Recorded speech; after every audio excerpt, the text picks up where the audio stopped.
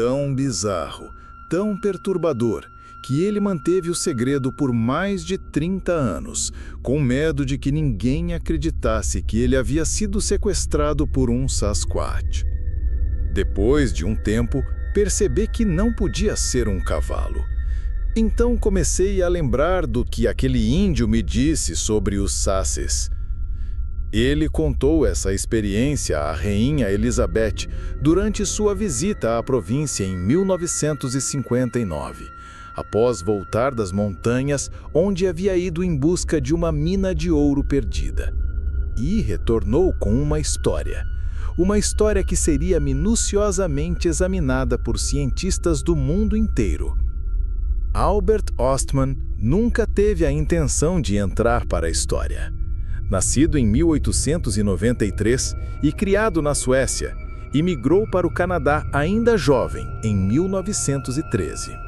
Era um experiente trabalhador da construção civil e profundo conhecedor das florestas, tendo passado anos em acampamentos de extração de madeira e mineração em regiões remotas.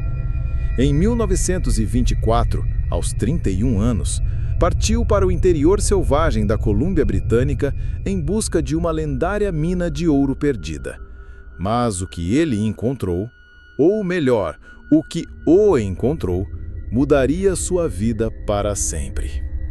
Ostman não falou sobre o incidente por mais de 3 décadas, temendo ser ridicularizado e desacreditado. Apenas quando relatos semelhantes começaram a surgir nos anos 1950, ele decidiu contar sua experiência. Esperava que, com o tempo, as pessoas estivessem finalmente prontas para ouvir. Seu relato soa verdadeiro não apenas por sua riqueza de detalhes e consistência ao longo dos anos, mas também porque resistiu à investigação rigorosa.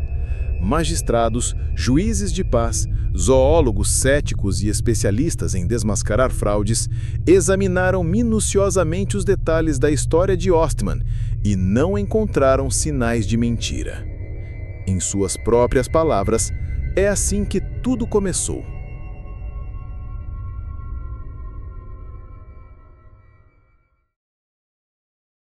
Capítulo 1. Para o interior selvagem. Sempre trabalhei com construção e extração de madeira. Naquela época, já estava há mais de 1 ano em uma obra e achei que merecia umas boas férias. A Colômbia Britânica é famosa por suas minas de ouro perdidas. Dizem que há uma no topo do Toba Inlet. Então pensei, por que não tentar encontrá-la e aproveitar as férias ao mesmo tempo? Peguei o barco da Union Steamship até Land, BC. De lá, contratei um velho índio para me levar até o fim do Toba Inlet. Um sujeito falante, cheio de histórias. Contou sobre um homem branco que teria saído de lá com uma sacola cheia de ouro daquela mina perdida. Mostrou o ouro para algumas pessoas em Vancouver, depois foi para a Inglaterra e nunca mais voltou. Alguns diziam que um Sasquatch o havia matado. Naquela época, eu nunca tinha ouvido a palavra Sasquatch, mas o velho parecia saber bastante sobre eles. Ele dizia, eles têm pelos por todo o corpo, mas não são animais. São pessoas grandes que vivem nas montanhas. Roubam comida quando precisam. Não o levei a sério. Achei que era só mais uma dessas lendas indígenas. Chegamos ao fim do inlet às 16 horas. Montei acampamento perto da foz de um riacho e o índio foi embora. Na manhã seguinte, levei meu rifle comigo, mas deixei o resto do equipamento no acampamento. Queria explorar a área, procurando trilhas de veado que me levassem até o interior das montanhas. Tomei café cedo, preparei a mochila, devia pesar uns 36 quilos, fora o rifle, e comecei a subir a encosta. Após 1 hora, precisei descansar. Passei a manhã alternando entre subidas e pausas.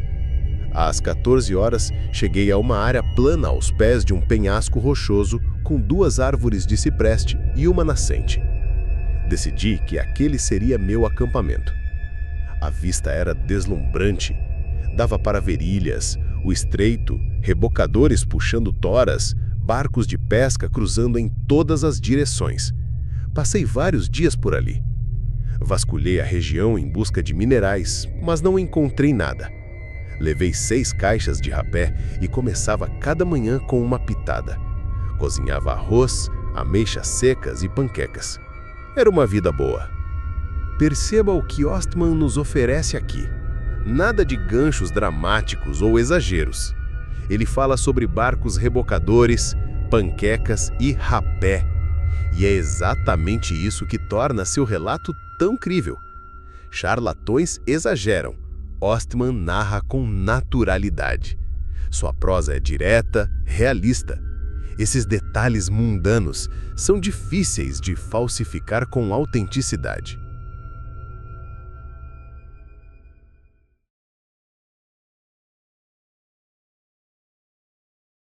Capítulo 2 – O visitante misterioso. Depois de estabelecer seu acampamento nas proximidades do Toba Inlet, Ostman começou a notar perturbações estranhas ao redor da área onde dormia. Veja como ele descreve os eventos. Então, algo estranho aconteceu. Uma manhã, percebi que minha mochila havia sido remexida. Eu aguardava sob um pequeno abrigo de galhos de cedro que construí. A aba superior tinha sido dobrada para trás. Algumas comidas haviam sumido, meio quilo de ameixas secas, um pouco de farinha para panquecas, mas não tudo. Achei que poderia ter sido um porco-espinho, então reforcei o abrigo. Na noite seguinte, tomei mais cuidado, deixei tudo bem preso, mesmo assim aconteceu de novo. Mais comida sumiu. E alguns itens, como fósforos, haviam sido mexidos. Decidi que teria de passar uma noite acordado para observar. Esse momento marca o início de um padrão de comportamento que corresponde exatamente ao que pesquisadores modernos de Sasquatch descrevem. Reconhecimento repetido de baixo risco ao redor de acampamentos, roubo seletivo de alimentos sem causar destruição ou violência. Note a inteligência implícita nisso. Um animal não examina cautelosamente um saco de farinha de panqueca e deixa o sal intacto. Na manhã seguinte, notei que as coisas haviam sido mexidas durante a noite, mas nada levado. Preparei um tetraz assado no espeto para o café da manhã. Naquela noite, carreguei o pente do rifle. Ainda tinha uma caixa inteira com 20 munições e mais 6 balas no bolso do casaco. Deitei o rifle sob a beirada do saco de dormir. Achei que o visitante da noite anterior tinha sido um porco-espinho. Eles adoram couro, então enfiei os sapatos dentro do saco de dormir. Na manhã seguinte, Ostman encontrou sua mochila completamente esvaziada. Alguém havia virado o saco de cabeça para baixo, mas ele ainda estava pendurado no mesmo lugar, pelos ombros, como ele o havia deixado. Notei que meio pacote de ameixas havia sumido, assim como a farinha de panqueca, mas o sal continuava intocado. Porcos-espinhos sempre procuram sal, então concluí que não era um deles. Procurou pegadas, mas não encontrou nada. Também descartou a possibilidade de um urso. Ursos sempre destroem tudo, fazem uma bagunça completa. Relatos confiáveis de encontros com o pé grande muitas vezes envolvem visitantes invisíveis que testam limites, roubam comida, mas evitam confrontos diretos, pelo menos a princípio. Ostman descreve comportamento que sugere mais do que puro instinto animal. Há ali um entendimento da presença humana e uma clara intenção de não causar alarme. É uma evasão calculada. Passei a ficar mais perto do acampamento durante o dia, na esperança de ver o visitante novamente. Subi em uma grande pedra de onde eu tinha uma boa visão de toda a área, mas nada apareceu. No fundo, torcia para que fosse só um porco-espinho mesmo. Adoraria preparar um bom ensopado de porco. As visitas já duravam 3 noites consecutivas. Na terceira noite, o céu estava encoberto e parecia que ia chover. Tomei cuidado especial para deixar tudo bem arrumado. Fechei a mochila. Não me despi, apenas tirei os sapatos e coloquei no fundo do saco de dormir.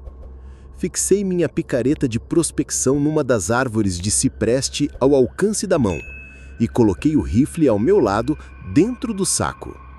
Minha intenção era clara, ficar acordado a noite toda para descobrir quem era meu visitante.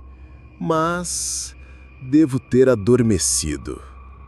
Mesmo preparado e determinado a vigiar, Ostman não resistiu ao cansaço. E, como era de se esperar, foi exatamente nesse momento que tudo aconteceu.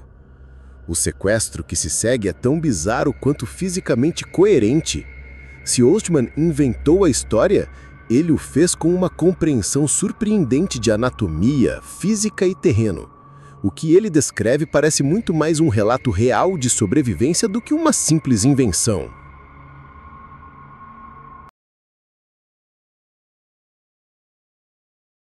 Capítulo 3. Cativo entre a família Sasquatch. A próxima coisa de que me lembro é que fui levantado, o movido. A princípio, achei que estivesse em um deslizamento de neve, não sabia o que estava acontecendo. Eu estava meio dormindo e, por um momento, não lembrava onde estava. Quando recobri a consciência, lembrei que estava numa viagem de prospecção dentro do saco de dormir. Minha primeira suposição foi: deve ser uma avalanche, mas não havia neve nas redondezas. Logo percebi que estava sendo carregado por alguém ou algo. Senti que era como estar sobre um cavalo, mas dava para perceber que quem me levava estava andando a pé. Tentei raciocinar que tipo de animal poderia ser. Tentei alcançar meu canivete para cortar o saco de dormir e sair dali, mas estava sentado quase na posição vertical e a faca estava debaixo de mim. Não consegui pegá-la. O rifle, porém, estava à minha frente. Segurei firme. Não pretendia largá-lo por nada. Às vezes eu sentia minha mochila batendo em mim. Dava para perceber as latas dentro dela tocando minhas costas. Depois do que me pareceu 1 hora sendo carregado, comecei a sentir que subíamos uma encosta íngreme. A cada passo, eu era erguido um pouco. Quem quer que me carregava respirava ofegante e, de vez em quando, dava uma leve tosse. Agora tinha certeza. Era um dos gigantes das montanhas que o índio havia mencionado, um Sasquatch. Eu estava numa posição extremamente desconfortável, incapaz de me mover, sentado sobre meus próprios pés, com uma das botas atravessada sob o pé, os cravos do solado pressionando a planta. Doía terrivelmente, mas eu não podia me mexer. Estava muito quente dentro do saco. Por sorte, a mão do sujeito não era grande o suficiente para fechar completamente a abertura superior. Se tivesse conseguido, eu provavelmente teria sufocado. Depois do que me pareceu 1 hora sendo carregado, comecei a sentir que descíamos uma encosta íngreme. A cada passo, eu era erguido um pouco. Quem quer que me carregava respirava ofegante e, de vez em quando, dava uma leve tosse. Agora tinha certeza. Era um dos gigantes das montanhas que o índio havia mencionado, um Sasquatch. Eu estava numa posição extremamente desconfortável, incapaz de me mover. Sentado sobre meus próprios pés, com uma das botas atravessada sob o pé, os cravos do solado pressionando a planta. Doía terrivelmente, mas eu não podia me mexer. Estava muito quente dentro do saco. Por sorte, a mão do sujeito não era grande o suficiente para fechar completamente a abertura superior. Se tivesse conseguido, eu provavelmente teria sufocado. Depois de um tempo, senti que estávamos descendo. Às vezes, meu corpo tocava o chão. Em um determinado momento, fui arrastado por ele. Dava para perceber que ele estava abaixo de mim na encosta. Então, o terreno nivelou e ele começou a trotar. Seguiu assim por muito tempo. Minhas pernas estavam completamente dormentes e a dor das cãibras era insuportável. Torcia para que ele chegasse logo ao destino. Eu não aguentaria muito mais daquele tipo de transporte. Finalmente, ele parou e me largou no chão. Soltou também a mochila. Ouviu o barulho das latas caindo. Então ouvi vozes. um tipo de tagarelice e uma linguagem incompreensível para mim. O terreno era inclinado e, quando soltou o saco de dormir, rolei morro abaixo. Consegui colocar a cabeça para fora e respirar um pouco. Tentei esticar as pernas e rastejar para fora, mas elas estavam dormentes. Ainda estava escuro, então não consegui ver quem me capturava. Esfreguei as pernas para fazer o sangue circular e tentei calçar os sapatos. Dava para ouvir claramente. Havia pelo menos 4 deles ao meu redor, parados, me observando, tagarelando sem parar. Nunca tinha ouvido falar em Sasquatch antes daquele índio, mas naquele momento eu sabia, estava entre eles. A luz começou a aumentar. As silhuetas ao meu redor começaram a se tornar visíveis. Havia 4 figuras me observando atentamente. Um velho, uma senhora idosa e 2 jovens, um menino e uma menina. O menino e a menina pareciam assustados comigo. A velha, por sua vez, não parecia muito satisfeita com o que o velho havia trazido para casa. Mas o velho gesticulava com os braços, explicando animadamente o que tinha em mente. Estavam perto de um abrigo rústico feito de rochas e arbustos. Mais tarde percebi que era a moradia deles, uma espécie de anfiteatro natural, com uma saliência de pedra que servia como teto contra a chuva. Fui mantido perto da borda da área, sempre à vista do velho. O rapaz devia ter entre 11 e 18 anos, media uns 2,10 metros e pesava uns 135 quilos.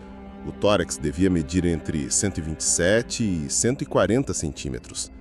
A cintura media entre 90 e 97 centímetros. Tinha maxilares largos, testa estreita e inclinada para trás, e o topo da cabeça se elevava uns 12 centímetros acima da testa. O cabelo da cabeça tinha uns 15 centímetros de comprimento. O resto do corpo era coberto por pelos curtos e grossos. No caso da fêmea, o cabelo na testa fazia uma curva para cima, parecido com o que atualmente chamamos de franja no cabelo das mulheres. A senhora devia ter entre 40 e 70 anos de idade e media mais de 2,10 metros de altura. Estimava seu peso entre 225 e 270 quilos. Tinha quadris muito largos e andava como um ganso. Não era feita para a beleza, nem para a velocidade. Alguns dos sutiãs e cintas modeladoras de hoje fariam maravilhas por sua aparência e silhueta. Os caninos do velho eram mais longos que os outros dentes, mas não o suficiente para serem chamados de presas.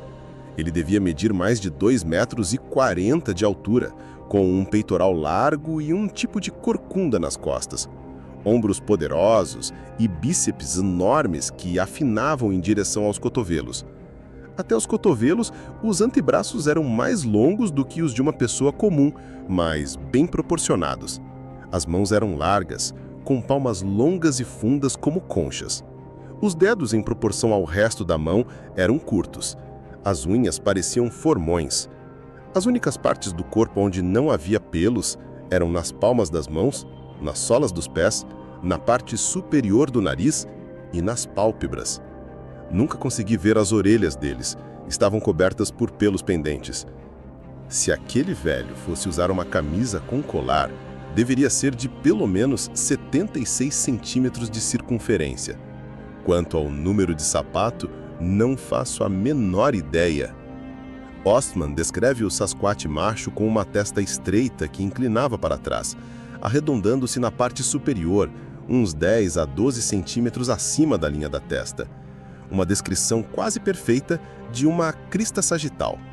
A crista sagital é uma elevação óssea que percorre o topo do crânio de certos primatas grandes, como gorilas, e de alguns hominídeos primitivos, servindo como ponto de fixação para os músculos da mandíbula. Não é o tipo de detalhe que uma pessoa comum em 1924 conheceria.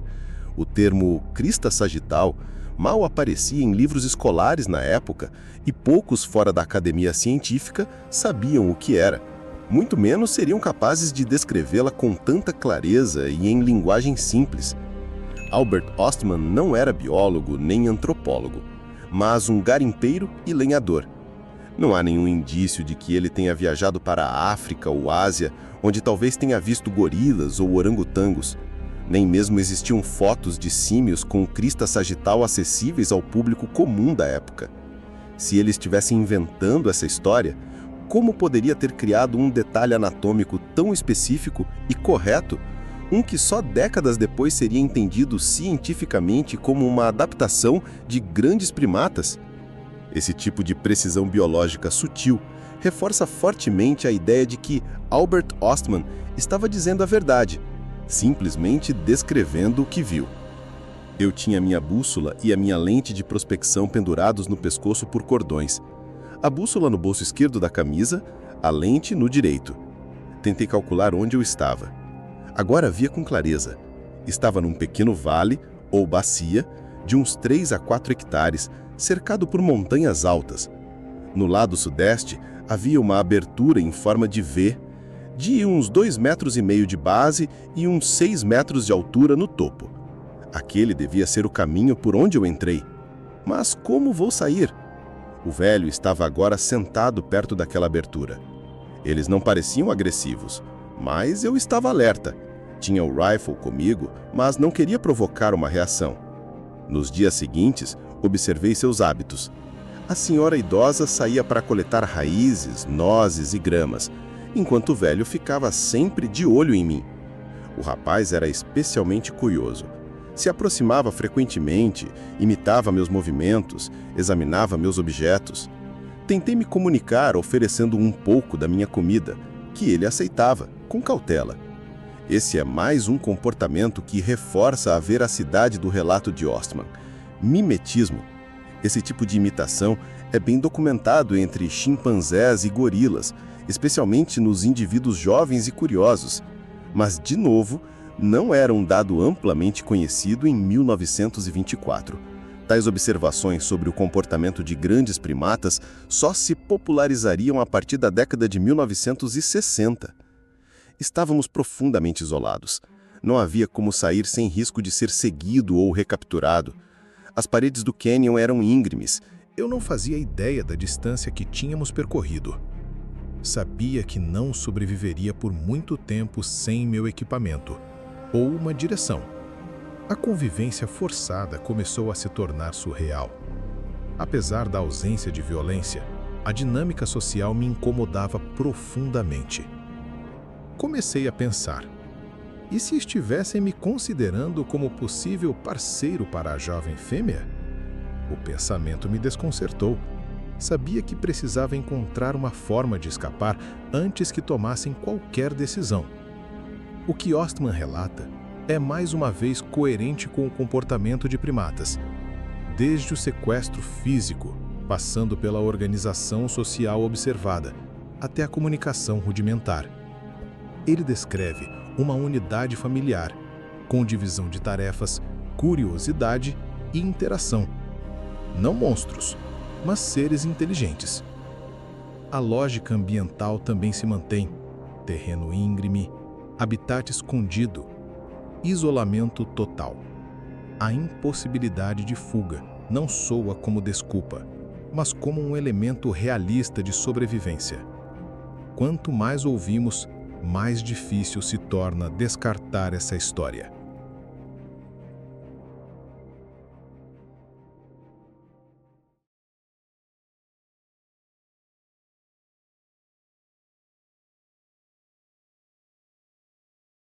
Capítulo 4 A Fuga. Me afastei cerca de 20 metros. Não queria ficar muito perto. Mirei para atirar no velho. Mas pensei, e se eu atirar nele e isso só o deixar furioso? Aí é que eu vou estar perdido. Decidi que precisava de outra maneira. Após 6 dias em cativeiro, Ostman teve uma ideia. Lembrou-se de uma velha tática: usar rapé, fumo em pó, para incapacitar um oponente. Resolvi oferecer ao velho minha caixinha de rapé. Ele parecia interessado sempre que eu pegava uma pitada. Deixei a caixa em um lugar visível, onde ele pudesse encontrá-la facilmente, torcendo para que experimentasse o conteúdo. Na manhã seguinte, o velho achou a caixa e despejou todo o conteúdo na boca. Começou a tossir violentamente e correu para a nascente para beber água. Era a minha chance. Recolhi rapidamente meu saco de dormir e algumas latas de comida, enfiei tudo na mochila, carreguei o rifle com uma bala na agulha e corri para a abertura no cânion. A velha me viu e partiu atrás de mim. Disparei um tiro por cima da cabeça dela e ela recuou, voltando para dentro da parede de pedras. Segui meu caminho pelo desfiladeiro o mais rápido que pude. Depois de várias horas caminhando, finalmente alcancei um acampamento madeireiro. Disse aos homens que era um garimpeiro que havia se perdido na mata. Ostman escolheu não contar sua história imediatamente. Tinha medo de não ser levado a sério, com razão. Ele só decidiu falar publicamente em 1957, mais de 30 anos depois. Capítulo 5. A verdade. Avaliando a credibilidade do relato de Osman. Por que você manteve essa história em segredo por 30 anos? Tinha medo de acharem que era louco? Bem, eu tentei contar, às vezes em acampamentos, mas eles apenas riam de mim. Queriam saber o que eu tinha bebido, essas coisas, sabe? E os índios? Eles riam de você quando contavam? Não. A maioria dos índios acreditava. O relato de Albert Osman sobre ter sido abduzido por uma família de Sasquatches em 1924 foi recebido com tanto fascínio quanto ceticismo extremo, inclusive por parte de entusiastas do pé grande. Mas será que sua história é realmente tão inverossímil quanto parece à primeira vista? Vamos examinar os fatores que contribuem para a credibilidade do seu testemunho. Primeiramente, o sequestro de humanos é um comportamento conhecido e documentado entre grandes símios em diversas regiões rurais de Uganda, especialmente ao redor do Parque Nacional de Kibale. Há múltiplos casos verificados de chimpanzés que raptaram e, em alguns casos, mataram crianças humanas. Em 2014, uma criança de 2 anos em Sagal foi agarrada por um chimpanzé selvagem e levada para dentro da floresta, sendo depois resgatada por moradores locais. Casos como esse, ainda que aterrorizantes e muitas vezes trágicos, confirmam a força física e o comportamento imprevisível dos grandes primatas em áreas sob influência humana.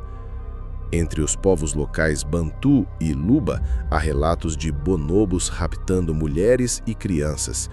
Durante a exploração europeia da África nos séculos XIX e início do século XX, registros coloniais mencionam episódios de gorilas que supostamente tentaram sequestrar mulheres ou crianças. Esses antecedentes reforçam a plausibilidade do testemunho de Osman, especialmente quando ele descreve ter sido carregado ainda dentro de seu saco de dormir por uma criatura bípede e humanoide.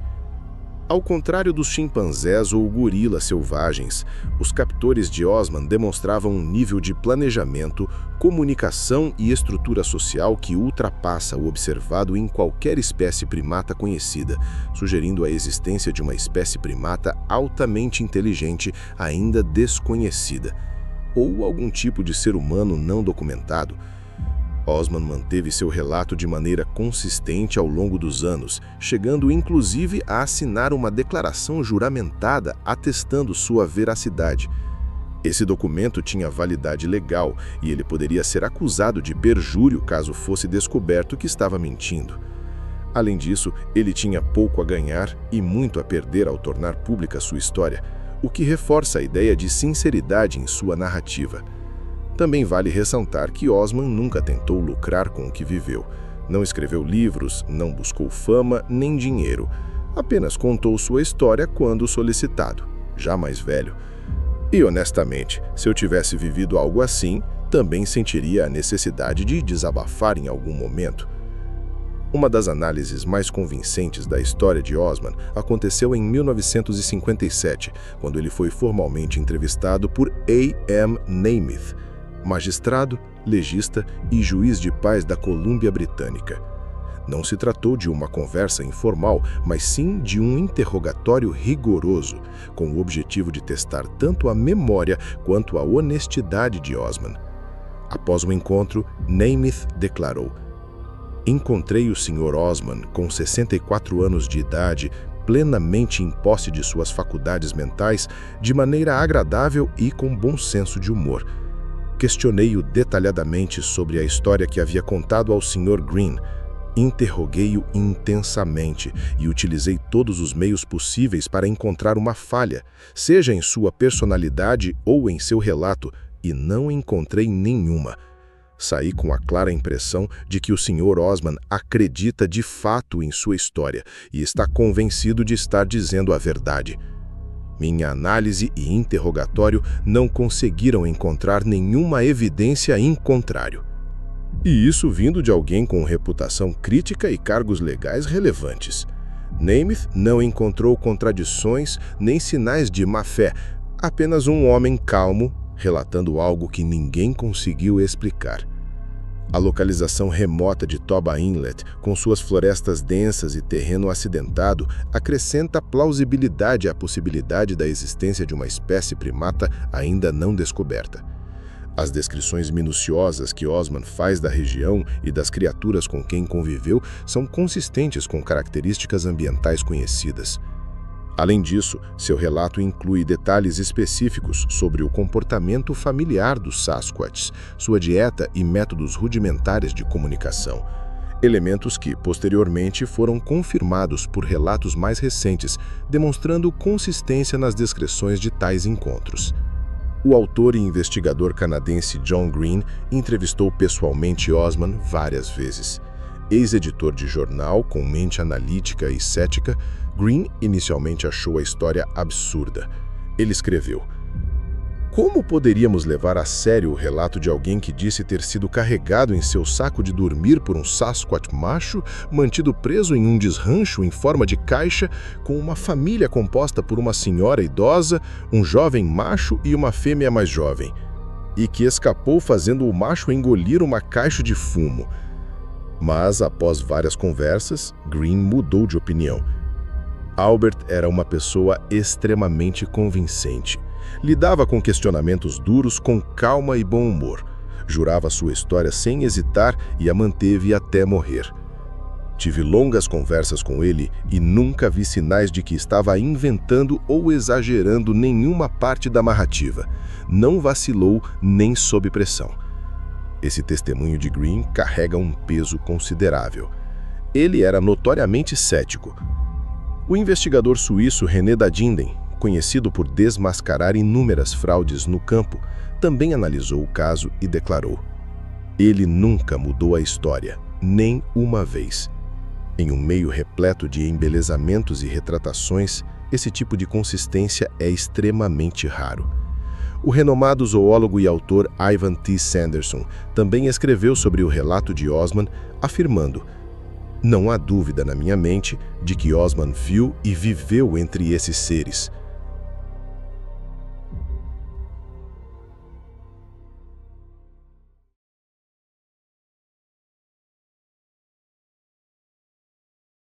Se Albert Ostman realmente viveu o que disse, e tantos indícios apontam que sim, então talvez os segredos das florestas canadenses vão muito além do que podemos compreender.